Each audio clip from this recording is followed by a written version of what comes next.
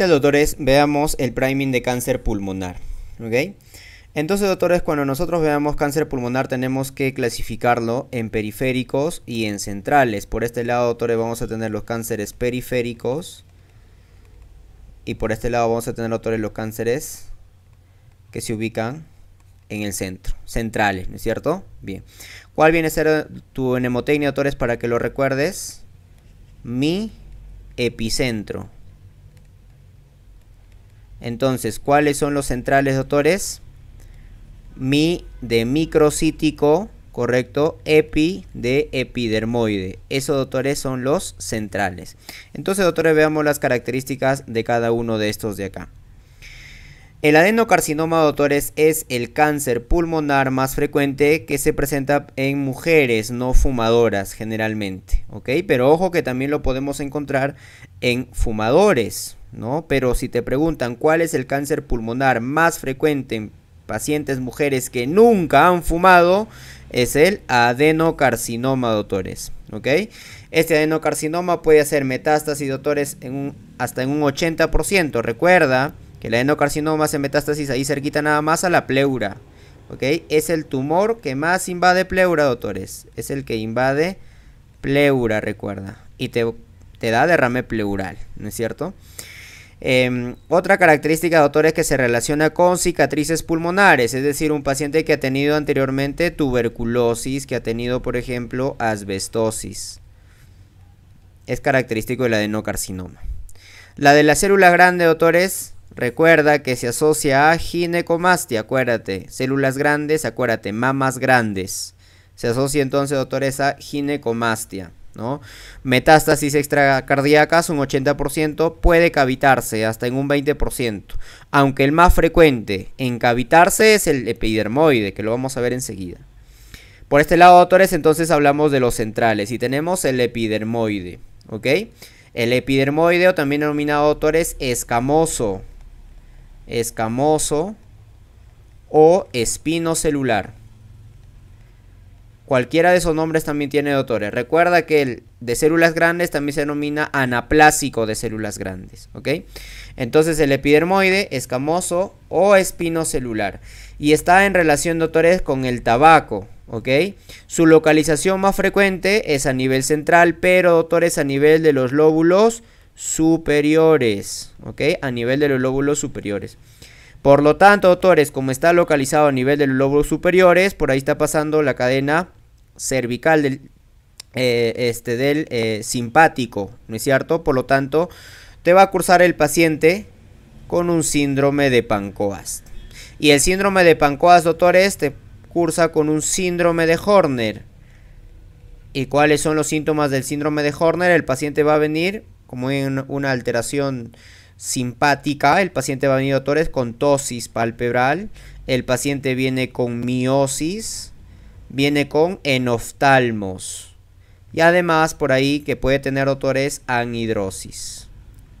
Ese es característico del síndrome de Horner. ¿Y de qué cáncer pulmonar es? Del epidermoide, ¿ok?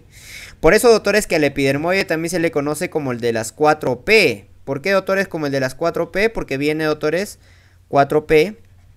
P de epidermoide. Una P. La otra de Pancoast.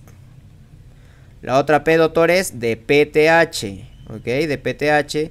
Y la otra, doctores, pero esto ya es en la parte histológica, que vamos a encontrar las llamadas perla córnea. ¿Ok? Bien. Se asocia, doctores, a secreción ectópica de PTH, PTH-like. Por lo tanto, el paciente viene entonces con una hipercalcemia, tumor, cáncer pulmonar que se asocia a hipercalcemia, es el epidermoide. Si te preguntan, doctores, ¿cuál es la neoplasia maligna pulmonar que más se asocia a cavitación? Es el epidermoide, ¿ok? Y, doctores, también te puede dar metástasis hasta un 50%, ¿ya? Y tenemos, doctores, el cáncer de peor pronóstico, que viene a ser el cáncer microcítico, que también es central, ¿no es cierto?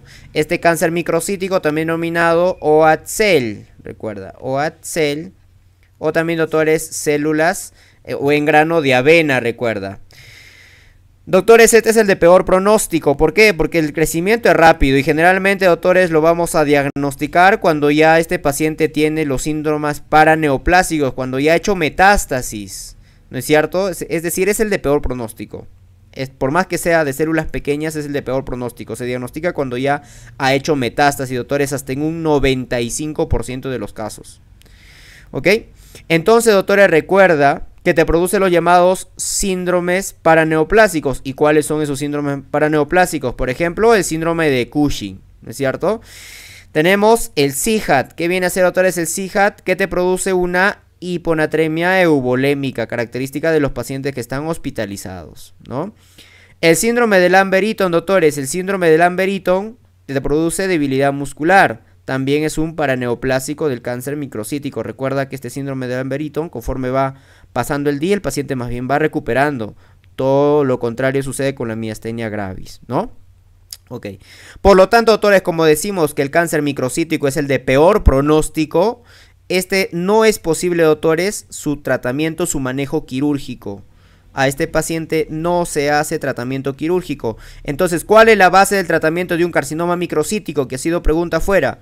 La quimioterapia. Esto de acá sí es altamente preguntable, doctores. El manejo de un cáncer microcítico es la quimioterapia. ¿Ok?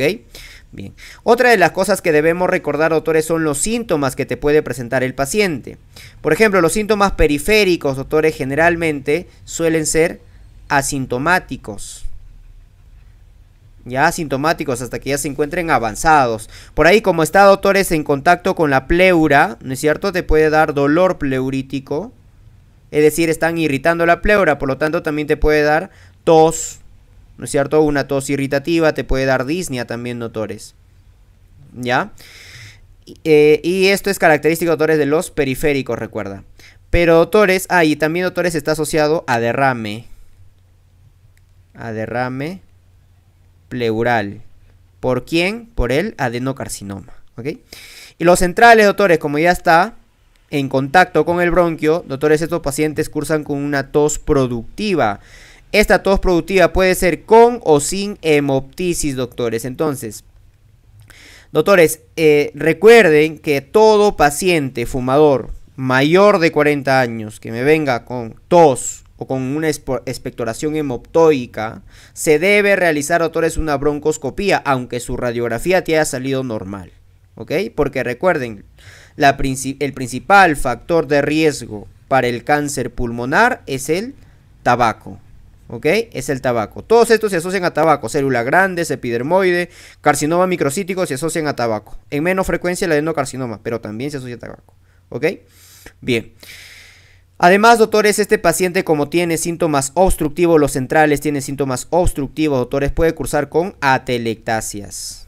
¿Ok? También puede cursar, doctores, con atelectasias. Recuerda que esta es la causa más frecuente de colapso obstructivo. ¿Ok? Y por ejemplo, paciente que te dice que viene con neumonía, le toma una radiografía, en el mismo lóbulo sale lo mismo siempre. Son neumonías recurrentes, son neumonías recidivantes que no se van a corregir, doctores, o que no van a mejorar con el tratamiento antibiótico. Tienes que sospechar en un cáncer pulmonar de tipo central. Otra de las cosas que debe recordar, doctores, es el diagnóstico. El diagnóstico, doctores, en los de tipo periférico, ¿con qué lo podemos hacer, doctores? Con una biopsia transbronquial. Pero, doctores, también lo podemos hacer con una biopsia, recuerda, percutánea. ¿Por qué, doctores? Guiada con TAC, ¿no es cierto? Porque está más cerca de la piel, está más cerca de las costillas de estos periféricos. A diferencia del epidermoide, doctores, que es una biopsia bronquial más bien. ¿Ok? Una biopsia bronquial. ¿Ok?